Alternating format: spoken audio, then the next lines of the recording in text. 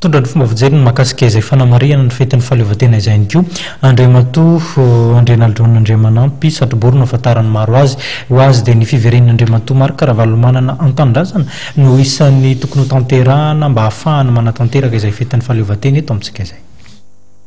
Everitra fa tsy dia problème ny tokony hiverenany tokony tsony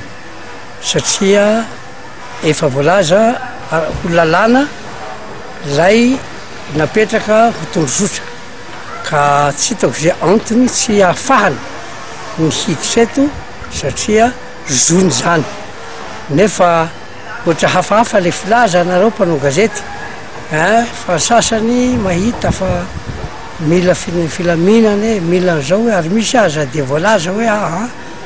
to ny passeport mibiazina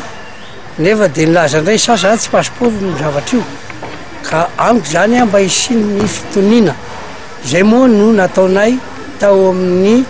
atao hoe adidy ndraisinay tao tsy mazaza dia ny fitonina ka vitanay amin'ny mahasety anay ny hoe napetraka ny 4e république dia amin'izao fotoana zao dia mazava loatra fa ny mouvance Ravalomanana dia manohana ny zavatra ataony président hery amin'izao fotoana zao ka amiko izy mirahalahy mialaka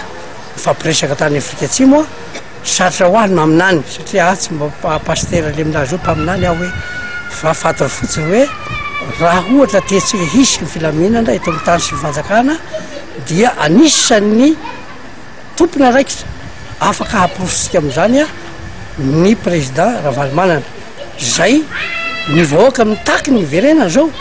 satria izy manana asa zay nahafahana ny laza fa manana zay trakefana teo nivon'ny firenena izy